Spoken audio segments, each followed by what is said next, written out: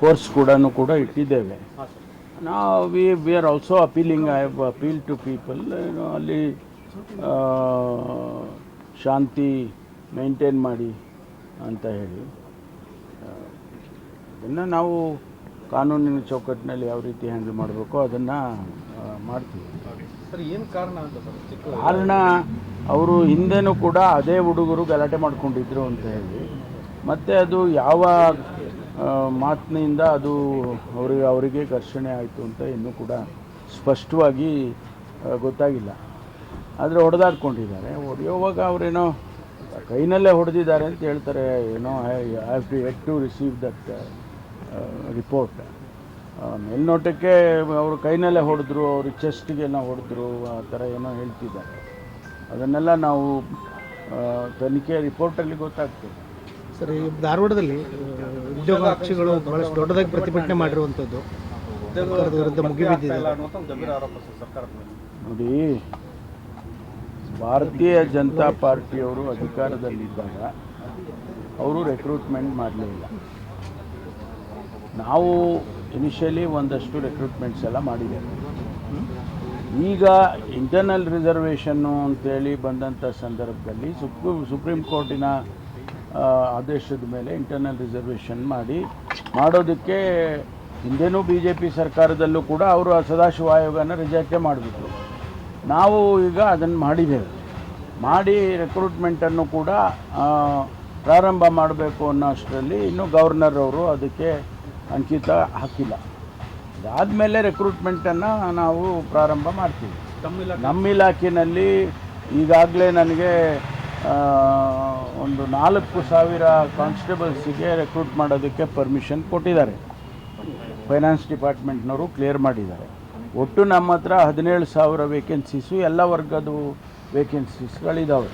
ಅದರಲ್ಲಿ ಕಾನ್ಸ್ಟೇಬಲರಿನಲ್ಲಿ ನಾವು ಒಂದು 9,000 10,000 ವೇಕೆನ್ಸೀಸು ಫಿಲಪ್ ಮಾಡಬೇಕು. ಅದಕ್ಕೀಗ ಪ್ರೋಸೆಸ್ ಪ್ರಾರಂಭ ಆಗಿದೆ.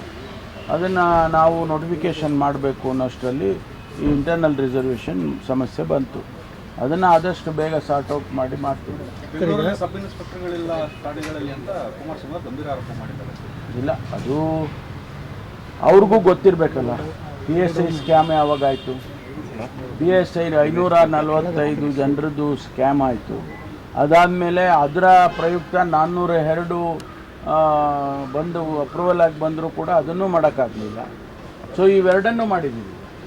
ಇನ್ನೊಂದು 2 ತಿಂಗಳಿಗೆ 545 ಜನ ಸಬ್ ಇನ್ಸ್ಪೆಕ್ಟರ್ಸ್ಗಳು ಫೀಲ್ಡಿಗೆ ಬರ್ತಾರೆ.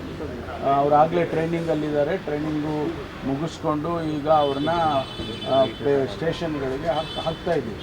ಅವರು ಪೋಸ್ಟಿಂಗು ಕೊಟ್ಬಿಟ್ಟಿದ್ದಾರೆ. ಅಂದರೆ ಯಾವ ಇದು ಏನೋ ರೇಂಜ್, ನಮ್ಮಲ್ಲಿ 7 ರೇಂಜ್ ಇದೆ. ಯಾವ್ಯಾವ ರೇಂಜಿಗೆ ಯಾರನ್ನ ಹಾಕಬೇಕು ಅಂತ ಈಗಾಗಲೇ ಹಾಕ್ಬಿಟ್ಟಿದ್ದೀವಿ. ಅವರು ಆ ರೇಂಜಿಗೆ ಹೋಗ್ಬೇಕು. ಒಂದು ಸಾರಿ ಆ ರೇಂಜಿಗೆ ರಿಪೋರ್ಟ್ ಆದಮೇಲೆ ಅಲ್ಲಿ ಯಾವ ಸ್ಟೇಷನ್ಗೆ ಅಂತ ಅವರು ಐಜಿಗಳು ಮಾಡ್ಕೊಳ್ತಾರೆ. 545 ಆಗಿದೆ. 402 ಈಗ ಅಂತಿಮ ಘಟ್ಟದಲ್ಲಿದ್ದಾರೆ ಟ್ರೈನಿಂಗಲ್ಲಿ. ಸೊ 900 ಜನ ಸಬ್ ಇನ್ಸ್ಪೆಕ್ಟರ್ಗಳು ಈಗ ರಿಪೋರ್ಟ್ ಆಗ್ತಾರೆ. ಇನ್ನೂ 2-3 ತಿಂಗಳಲ್ಲಿ. ಅದಾದಮೇಲೆ ನೋಡೋಣ. ಆಮೇಲೆ ಇನ್ನೂ ವೇಕೆನ್ಸಿಗಳಿದ್ರೆ ಅದನ್ನು ಮಾಡ್ತೀವಿ. ಸರ್ಕಾರ ಬಂದು 2.5 ವರ್ಷ ಆಗ್ತಾ ಬಂತು. ಇದುವರೆಗೂ ಒಂದು ರಿಕ್ರೂಟ್ಮೆಂಟ್ ನಡೀತಾ ಇರಲಿಲ್ಲ. ಇಲ್ಲ, ನಮ್ದು ಆಯ್ತಲ್ಲ ರೀ. ನಮ್ಮ ಇಲಾಖೆಯಲ್ಲಿ ಕಾನ್ಸ್ಟೇಬಲ್ಸ್ ಎಲ್ಲ ಆಯ್ತಲ್ಲ. ನಮ್ಮ ಬೇರೆ ಇಲಾಖೆಗಳು ಮಾಡ್ತಾರೆ. ಅದೇ ಹೇಳಿದ್ನಲ್ಲ, ಈ ಕಾರಣಕ್ಕಾಗಿ ಹೋಲ್ಡ್ ಆಗಿತ್ತು. ಈಗ ಅದನ್ನು ಕ್ಲಿಯರ್ ಮಾಡಿದ ತಕ್ಷಣ ನೋಟಿಫಿಕೇಷನ್ಗಳು ಎಲ್ಲ ಇಲಾಖೆನವರು ಮಾಡ್ತಾರೆ. ಒಳ ಮೀಸಲಾತಿ ಗೊಂದಲ ಏನಾದರೂ ಇದಕ್ಕೆ ಕಾರಣವಾಗ್ತಿದೆ? ಇಲ್ಲ, ಒಳ ಮೀಸಲಾತಿ ಇದೆ. ನಾನು ಹೇಳಿದ್ದು ಸುಪ್ರೀಂ ಕೋರ್ಟ್ ಡೈರೆಕ್ಷನ್ ಮೇಲೆ ನಾವು ಒಳ ಮೀಸಲಾತಿ ಮಾಡಿ ಅದನ್ನು ಸಂಪೂರ್ಣವಾಗಿ ಆ ಸಮಸ್ಯೆ ಬಗೆಹರಿಸಿದ ಮೇಲೆ ಈಗ ಅದು ಒಂದು ಹಂತಕ್ಕೆ ಬಂದಿದೆ. ಅದನ್ನು ರೆಕ್ರೂಟ್ಮೆಂಟ್ಗಳು ಮಾಡೋದಕ್ಕೆ ಕ್ಲಿಯರೆನ್ಸ್ ಕೊಡ್ತಾರೆ. MLAಗಳ ಜೊತೆಗೆ MLCಗಳ ಕಡೆ ಎಲ್ಲ ಅಭಿಮಾನಿಗಳು, ಕಾರ್ಯಕರ್ತರು, ನಿಮ್ಮ ನಾಯಕರು ಕೂಡ ಕೆಲವರು ಏನಾದರೂ ಹೈಕಮಾಂಡ್ ತೀರ್ಮಾನ ಮಾಡಿದ್ರೆ ಮೊದಲು ನ್ಯಾಯ ಕೊಡಬೇಕು ಅನ್ನೋ ಅರ್ಥದಲ್ಲಿ ಮಾತಾಡ್ತಾರೆ. ನಿಮ್ಮವರು ನಿಮ್ಮ ಪರನೇ, ಕಾರ್ಯಕರ್ತರು ಅಭಿಮಾನಿಗಳು ನಿಮ್ಮ ಪರನೇ ಅಲ್ಲ. ಈಗ ಅದರಲ್ಲಿ ಏನಾರು ತಪ್ಪಿದೆಯಾ? ಎಲ್ಲ ತಪ್ಪಿದ್ರೆ ಹೇಳಿ, ಸರಿ ಮಾಡೋದು. ನಾವು ಕೂಲಿ ಕೇಳ್ತೀರಾ ಅಂತ ಅಲ್ಲ, ತಪ್ಪಿದ್ರೆ ಅದಕ್ಕೆ ಸರಿ ಮಾಡ್ಬೋದು. ನಾನು ಪದೇ ಹೇಳ್ತೀನಿ, ಒಂದು ಇದರ ಬಗ್ಗೆ ಸಾರ್ವಜನಿಕವಾಗಿ ಹಾದಿ ಬೀದಿನಲ್ಲಿ ಚರ್ಚೆ ಮಾಡುವಂಥದ್ದಲ್ಲ. ಇದನ್ನು ನಾವು ಒಬ್ಬ ರಾಜ್ಯದ ಮುಖ್ಯಮಂತ್ರಿಗಳ ಬಗ್ಗೆ ಆಯ್ಕೆ ಬಗ್ಗೆ ಆಗಲಿ, ಮುಖ್ಯಮಂತ್ರಿಗಳನ್ನು ಬದಲಾಯಿಸೋದ್ರ ಬಗ್ಗೆ ಆಗಲಿ, ಅದು ಹೈಕಮಾಂಡ್ನಲ್ಲಿ ಒಂದು ಕ್ಲೋಸ್ ಡೋರ್ನಲ್ಲಿ ಆಗಬೇಕಾದಂಥದ್ದು. ಮತ್ತು ಹೆಚ್ಚಂದರೆ CLPನಲ್ಲೇ ತೀರ್ಮಾನ, ಅಭಿಪ್ರಾಯಗಳು ಆಗಬೇಕಾಗುತ್ತೆ. ಅದಾದಮೇಲೆ ಹೈಕಮಾಂಡ್ನವರು ಇದೆಲ್ಲ ಸಾಧಕ ಬಾಧಕಗಳನ್ನು ನೋಡಿ ಅವರು ಅಂತಿಮವಾಗಿ ತೀರ್ಮಾನ ಮಾಡ್ತಾರೆ. ಇದು ನಮ್ಮಲ್ಲಿರೋ ಪ್ರೊಸೀಜರ್. ಅನೇಕ ಸಂದರ್ಭದಲ್ಲಿ ಹೇಳಿದ್ದೀನಿ ನಾನು, ಈಗಲೂ ಅಷ್ಟೇ. ಈಗ ನನ್ನ ಹೆಸರು ಕೂಗ್ತಾರೆ, ಕೂಗಿದ ತಕ್ಷಣ ಆಗೋದಿಲ್ಲ, ಅಥವಾ ಯಾರ ಅಭಿಪ್ರಾಯ ಎಕ್ಸ್ಪ್ರೆಸ್ ಮಾಡಿದ ತಕ್ಷಣ ಆಗೋದಿಲ್ಲ. ಹಂಗಂತೇಳಿ ಅದು ತಪ್ಪು ಅಂತ ಕೂಡ ಯಾರು ಹೇಳೋಕ್ಕಾಗಲ್ಲ. ನಾವು ಕ್ಲೀನ್ ಮಾಡ್ಕೊಳ್ಳೋದಕ್ಕೆ ಪ್ರಯತ್ನ ಪಡ್ತಿಲ್ಲ. ಅದಕ್ಕೆ ನಾನು ಹೇಳಿದ್ನಲ್ಲ, ನಾನು ಒಬ್ಬ ಶಿಸ್ತಿನ ಕಾಂಗ್ರೆಸ್ ಪಕ್ಷದ ಸಿಪಾಯಿ. ನಮ್ಮ ಹೈಕಮಾಂಡ್ನವರು ಏನು ತೀರ್ಮಾನ ಮಾಡ್ತಾರೆ ಅದನ್ನು ತಿಳ್ಕೊಳ್ಳೋನು ನಾನು.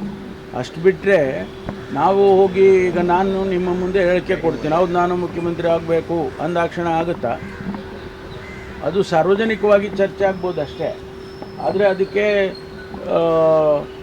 ಸನ್ನಿವೇಶಗಳು, ಅದಕ್ಕೆ ಬೇಕಾದಂಥ ಅದನ್ನು ಚರ್ಚೆ ಮಾಡೋದು ಹೈಕಮಾಂಡ್ನವರು. ಸರ್, ನಾವು ಕೂಡ ಸಮರ್ಥರಿದ್ದೀರಿ ಅನ್ನೋದು ವಾದನ ಇರುತ್ತೆ. ಸಾಮರ್ಥ್ಯ ಎಷ್ಟು ಸಾರಿ ಪ್ರೂವ್ ಮಾಡ್ಬೇಕ್ರಿ? ನಾನು ಪ್ರದೇಶ್ ಕಾಂಗ್ರೆಸ್ ಸಮಿತಿ 8 ವರ್ಷ ಕೆಲಸ ಮಾಡಿದ್ದೀನಪ್ಪ. ಸಾಮರ್ಥ್ಯ ಇಲ್ಲದೆ ಕೆಲಸ ಮಾಡಿದ್ನಾ? 2 ಸಾರಿ ಪಕ್ಷಕ್ಕೆ ಅಧಿಕಾರಕ್ಕೆ ತಂದಿದ್ದೇನೆ. ಸಾಮರ್ಥ್ಯ ಇಲ್ಲದೆ ಅದು ಕೆಲಸ ಆಗುತ್ತಾ? ಮತ್ತು ರಾಜ್ಯದ ಉಪಮುಖ್ಯಮಂತ್ರಿಯಾಗಿ ಕೆಲಸ ಮಾಡಿದ್ದೀನಿ. ಸಾಮರ್ಥ್ಯ ಇಲ್ಲದೆ ಉಪಮುಖ್ಯಮಂತ್ರಿ ಮಾಡೋಕ್ಕಾಗುತ್ತಾ? ಸೊ ಸಾಮರ್ಥ್ಯ ಬಗ್ಗೆ ನನ್ನ ವಿಷಯದಲ್ಲಿ ಯಾರೂ ಕೂಡ ಪ್ರಶ್ನೆ ಮಾಡುವಂಥದ್ದಿಲ್ಲ. I have proved beyond doubt that I am capable. ಆದರೆ ಸನ್ನಿವೇಶಗಳು, ಅದನ್ನ ಪಕ್ಷದ ತೀರ್ಮಾನಗಳು ಆಗಬೇಕಷ್ಟೇ. ಯೂನಿವರ್ಸಿಟಿಯಲ್ಲಿ ಪ್ರತಿಭಟನೆ ಮಾಡಿದಂಥ ಯುವಕೃತಿ ಕಾರ್ಯಕರ್ತರು ಹೌದು, ಅವರು ಕ್ಯಾಂಪಸ್ ಒಳಗಡೆ ಅವರೇನೋ ಒಂದು ಸೆಮಿನಾರ್ ಮಾಡಬೇಕು ಅಂತ ಹೊರಟಿದ್ದಾರೆ. ಅದರಲ್ಲಿ ಅಷ್ಟರವರೆಗೆ ಸಬ್ಜೆಕ್ಟ್ ಏನಾದರೂ ಇದ್ಕೊಳ್ಳಿ, ಅದು ಅಲ್ಲಿ ಚರ್ಚೆ ಆದ ತಕ್ಷಣ ಏನಾಗುತ್ತೆ? ಸ್ವಲ್ಪ ಪರ ವಿರೋಧ ಆಗೇ ಆಗುತ್ತಲ್ವಾ? ಅದಕ್ಕೆ ಇವರು ಹೋಗಿ ಅಲ್ಲಿ ತಡೆಯೋದು ಮಾಡೋದು ಎಲ್ಲ ಮಾಡಿ ಅವ್ರನ್ನ ಹೊಡೆಯೋದು, ಆ ಸ್ಟೂಡೆಂಟ್ಸ್ನೆಲ್ಲ ಹೊಡೆಯೋಕೆ ಹೋಗೋದು ಮಾಡೋದೆಲ್ಲ ಮಾಡಿದರೆ ಕಾನೂನು ಇವರೇ ಕೈಗೆತ್ಕೊಂಡ್ರೆ ಸುಮ್ಮನೆ ಇರಬೇಕಾ ಪೊಲೀಸರು? ಅದಕ್ಕೆ ಅವಕಾಶ ಇಲ್ಲ. ನಾವು ಅದನ್ನು ಸಹಿಸೋದು ಇಲ್ಲ. ಅವ್ರ ಮೇಲೆ ಶಿಸ್ತಿನ ಕ್ರಮ ತಗೊಂಡು ಸತೀಶ್ ಜಾರಕಿಹೊಳಿ ಮತ್ತು ರಾಜಣ್ಣ ಅವರು ಮೊನ್ನೆ ಡೆಲ್ಲಿಗೆ ಹೋದಾಗ ತಾರ್ಕಿಕ ನಿರ್ಣಯಕ್ಕೆ ಹೈಕಮಾಂಡ್ ಬಂದಿದೆ, ಎಲ್ಲ ಗೊಂದಲಕ್ಕೆ ಒಂದು ತಾರ್ಕಿಕ ನಿರ್ಣಯ ತೆಗೆದುಕೊಂಡಿದೆ ಅಂತ ಮಾತಾಡಿದ್ರು. ನಿಮ್ಗೆ ಅನ್ಸುತ್ತೆ ಸರ್ ತಾರ್ಕಿಕ ನಿರ್ಣಯ? ಇಲ್ಲ, ನನ್ನ ಜೊತೆ ಏನು ಅವರೇನು ಚರ್ಚೆ ಮಾಡಿಲ್ಲ ಆ ವಿಷಯದಲ್ಲಿ. ನಾನು ಇನ್ನೂ ಸತೀಶನ್ನ ಭೇಟಿ ಮಾಡೇ ಇಲ್ಲ. ನಾನು ರಾಜಣ್ಣವರಾಗಲಿ ಸತೀಶ್ ಅವರಾಗಲಿ ಅವ್ರು ಏನೇನು ಚರ್ಚೆ ಮಾಡಿದ್ರು ಅದು ಇನ್ನೂ ಅವರು ನಮಗೇನು ಹೇಳಿಲ್ಲ. ರಾಜಣ್ಣ ಅವರು ಮೊದಲು ಪರಮೇಶ್ವರ್ ಅವ್ರಿಗೆ ಕೂಲಿ ಕೊಡಲಿ ಅಂತ ಕೇಳ್ತಾರೆ ಅಂತ ಸರ್, ನಿಮ್ಮ ಪರವಾಗಿ ಮಾತನಾಡ್ತಾ ಇದ್ದಾರೆ. ಅದಕ್ಕೆ ನಾನು ಹೇಳಿದ್ದು ತಪ್ಪ ಅಂತ. ಸರ್, ಈಗ ಬಜೆಟ್ ಮುಂಚೆ ಕರೆಸ್ತಾರೆ ಅಂತ ಚರ್ಚೆ ಇತ್ತು ಸರ್. ಬಜೆಟ್ ತಾವು ದೆಹಲಿಗೆ ಯಾವಾಗ ಹೋಗ್ತೀರಾ ಅನ್ನೋದು ಕುತೂಹಲವಿದೆ ಸರ್. ಯಾಕಂದ್ರೆ ನಿಮ್ಮ ಸ್ನೇಹಿತರುಗಳೆಲ್ಲ ಹೋಗಿ ಬಂದಿದ್ದಾರೆ, DCM ಕೂಡ ಹೋಗಿ ಬಂದಿದ್ದಾರೆ. ತಾವು ದೆಹಲಿಗೆ ಹೋಗಿ ಬಂದರೆ ಒಂದು ಕ್ಲಾರಿಟಿ ಸಿಗ್ಬೋದಾ ಅಂತ. ಸ್ಟಾರ್ಟ್ ಆಯಿತು, ಇಲ್ಲ, ನಾನು ಡೆಲ್ಲಿಗೆ ಹೋಗ್ತೀನಿ. ಯಾಕೆ ಹೋಗ್ಬಾರ್ದು? ನಾನು ಡೆಲ್ಲಿಗೇನು ಹೊಸ್ತಾನೆ, ಯಾವಾಗ ಬೇಕೋ ಹೋಗ್ತೀನಿ. ನಾನೇನು ಯಾರ್ದು ಪರ್ಮಿಷನ್ ತಗೊಂಡೇನು ಹೋಗೋದಿಲ್ಲ. DKಶಿ ಅವರು ಅದನ್ನೇ ಹೇಳಿದ್ರು. ನನಗೆ ಕೆಲಸ ಇದ್ದರೆ ಹೋಗ್ತೀನಿ. ನಾನು ಶಿಕ್ಷಣ ಸಂಸ್ಥೆಗಳನ್ನು ನಡೆಸ್ತಾ ಇದ್ದೀನಿ, ಆಯಿತಾ? ಅನೇಕ ಕೆಲಸ ಕಾರ್ಯಗಳು ಇರ್ತವೆ. UGCಲಿರುತ್ತೆ, NMCನಲ್ಲಿರುತ್ತೆ, ACTನಲ್ಲಿರುತ್ತೆ. ಅದು ಒಂದು ಭಾಗ. ಪೊಲೀಸ್ ಇಲಾಖೆ ಕೆಲಸಗಳೇನಾರು ಇದ್ದರೆ ಅಫಿಷಿಯಲ್ ಆಗಿ ಅನೌನ್ಸ್ ಮಾಡಿ ಹೋಗ್ತೀನಿ. ರಾಜಕೀಯ ವಿಚಾರ ಇಲ್ಲ, ರಾಜಕೀಯ ವಿಷಯ ಚರ್ಚೆ ಮಾಡಬೇಕು, ನಮ್ಮ ಹೈಕಮಾಂಡನ್ನ ನೋಡಬೇಕು ಅಂತ ಅನಿಸಿದ್ರೆ ಹೋಗ್ತೀನಿ. ನಾನು ವರ್ಕಿಂಗ್ ಕಮಿಟಿನಲ್ಲಿ ಇದ್ದವನು, ನನಗೆ ಪರಿಚಯ ಇಲ್ವಾ? ಈಗ ರಾಹುಲ್ ಗಾಂಧಿ ಅವ್ರು ನೋಡಬೇಕು ಅಂದರೆ ಹೋಗ್ತೀನಿ, ಇಲ್ಲ ಸೋನಿಯಾ ಗಾಂಧಿ ಅವ್ರು ನೋಡಬೇಕು ಅಂದರೆ ಹೋಗ್ತೀನಿ. ಅಪಾಯಿಂಟ್ಮೆಂಟ್ ಸಿಕ್ಕೋದು ಬಿಡೋದು ಅವರ ಸಮಯಗಳು, ಅವರು ಹೆಡ್ ಕ್ವಾರ್ಟರ್ಸಲ್ಲಿರೋದು ಅದೆಲ್ಲ ನೋಡಬೇಕು ಅಷ್ಟೇ.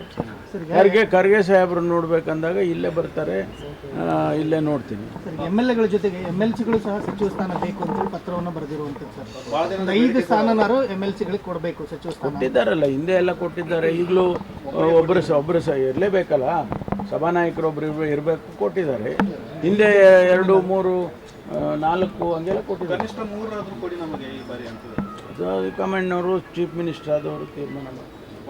Thank you. ಜೀನಿ ಸ್ಲಿಮ್ ರೆಫರ್ ಮಾಡ್ಬೇಕಾದ್ರೆ ಕಾರಣ ಏನಂದ್ರೆ ವೇಟ್ ಲಾಸ್ ಸಲುವಾಗಿ ನನ್ ಬಾಳ ಜನ ಕೇಳಿದ್ರು. ಫಸ್ಟ್ ನಾನ್ ತಗೊಂಡು ನನಗೆ ರಿಸಲ್ಟ್ ಬಂದ್ಮೇಲೆ ಆಮೇಲೆ ನಾನು ಜೀನಿ ಸ್ಲಿಮ್ ಇನ್ನೊಬ್ಬರಿಗೆ ಪ್ರಿಪೇರ್ ಮಾಡಿದ್. ಸುಸ್ತಾಗೋದು ಕಡಿಮೆ ಆಯ್ತು, ವೀಕ್ನೆಸ್ ಅದು ಏನೂ ಇಲ್ಲ, ಪೂರಾ ಹೆಲ್ದಿ ಅದೇನಿ. ವೇಟ್ ಜಾಸ್ತಿ ಇರೋರಲ್ಲಿ ಏನೇ ಡೌಟ್ ಇಲ್ಲದೆ 100% ಬಳಸಬಹುದು. ಪ್ರತಿದಿನ ನಮ್ಮ ಜೀನಿ ಸ್ಲಿಮ್ ನ ಯೂಸ್ ಮಾಡಿ ಯಾವುದೇ ಸೈಡ್ ಎಫೆಕ್ಟ್ ಇಲ್ದಂಗೆ ನೀವು ಸಣ್ಣ ಆಗ್ತೀರಾ.